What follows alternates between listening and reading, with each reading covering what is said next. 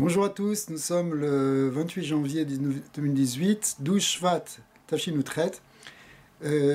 Juste quelques mots pour le début de cette semaine de Parashat Yitro, pour expliquer qui est le personnage de Yitro et pourquoi c'est son nom qui est le titre d'une parasha très importante dans la Torah, puisque c'est celle des 10 commandements. On va lire cette semaine les 10 commandements dans la Torah, le Matan Torah, et pourtant ça porte le nom de Yitro. Donc Yitro, il a une place particulière, et il a un mérite.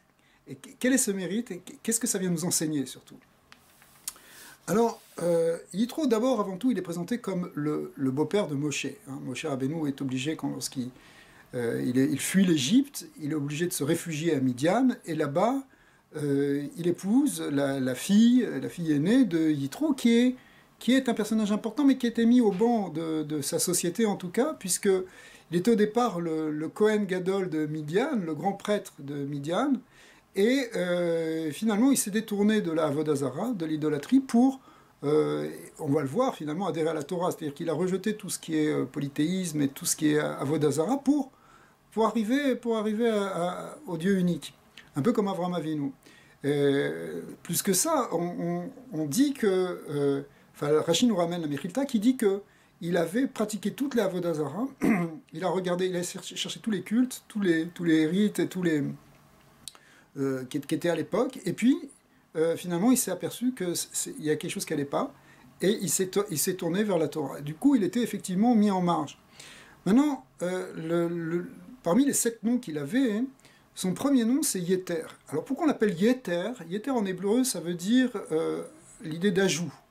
Yoter, ça veut dire plus. Il y a eu un ajout. C'est quoi l'ajout? Alors, Rashi nous dit que c'est dans la paracha de cette semaine, il y a un paragraphe qui va être ajouté en quelque sorte à la Torah, une mitzvah supplémentaire, qui va être donné grâce à Yitro. C'est Yitro qui va conseiller Moshe quand il va le voir juger du matin au soir et s'occuper des affaires de chacun des enfants d'Israël. Il va dire, mais attends, jusqu'où tu vas aller? C'est pas possible que tu fasses ça, toi, du matin au soir. Et Ve'ata techezeh, maintenant toi tu vas regarder, tu vas voir avec ton roi Kodesh, tu vas trouver des gens bien, des gens qui sont capables de te relayer. Et finalement, ce passage donc, c'est Yitro qui vient et qui dit à Moshe Rabbeinu comment structurer le clan d'Israël. Il va donner par un système où il va y avoir des chefs de 1000, des chefs de 100, des chefs de 50, etc., chefs de 10. Il va donner une structure, une espèce de structure en toile d'araignée de la diffusion de la Torah et en même temps du tissu social du clan d'Israël. Alors ça c'est très important parce que Yitro, il a cette capacité de voir en quelque sorte les choses de haut. Il vient de l'extérieur et il est capable, lui, de voir comment structurer le clan d'Israël. Le Zohar dit que cette structure, elle n'est pas par hasard, elle est exactement à l'image de ce qu'il y a dans les mondes supérieurs, dans les séphirotes. C'est la même structure dans les séphirotes que Yitro, en quelque sorte, a ramené sur Terre. Alors, il a donc un mérite d'amener ça. C'est pour ça qu'il s'appelle Yeter. Mais après ça, son nom va être changé. Il va s'appeler même Yitro. Alors, Yitro, c'est le mot Yeter avec un Vav ensuite. Le Vav, alors Rachid dit pourquoi Vav? Parce qu'à ce moment-là, il s'est converti à la Torah. Lorsqu'il est venu, il a rejoint Moshe Rabbeinu et le peuple d'Israël. Il est devenu un converti. Donc ce Vav, il représente justement l'idée de conversion. Et d'ailleurs, c'est intéressant que en hébreu, la lettre Vav, qui veut dire, en début de mot, veut dire en général pour ajouter quelque chose, c'est une conjonction qui permet d'ajouter, mais c'est en même temps le Vav conversif, c'est-à-dire c'est ce qui permet de transformer le passé en futur. Quand on rajoute un Vav en début de verbe, il peut signifier un changement de temps, et un verbe qui serait au passé devrait se lire maintenant au futur ou inversement. Ce Vav conversif, il est lié avec l'idée de conversion, justement. Et d'ailleurs, c'est plus que dans l'idée de conversion, il y a même l'idée de teshuva. La teshuva, c'est aussi quelque chose où on convertit un passé en un futur meilleur, si vous voulez. Parce que ce qui était négatif, par la teshuva, peut devenir maintenant quelque chose de positif. On l'a converti.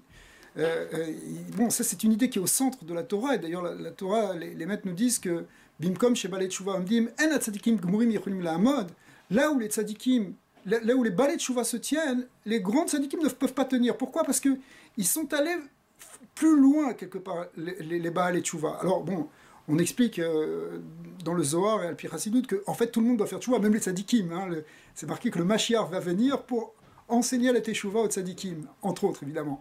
Alors ça veut dire que le processus de tchouva, c'est l'idée justement de transformer ce qui est obscur en lumière. Hein, pour rentrer dans la hydra de Rabbi Shimon Bar Yochai, dans la sainte assemblée de Rabbi Shimon Bar Yochai a dit d'entrée, il a dit celui qui est capable de transformer l'obscurité en lumière et l'amertume en douceur peut rentrer ici. C'est-à-dire c'est quelqu'un qui est capable de convertir sa négativité en quelque chose de positif. Et non seulement la sienne, mais du coup même le monde entier.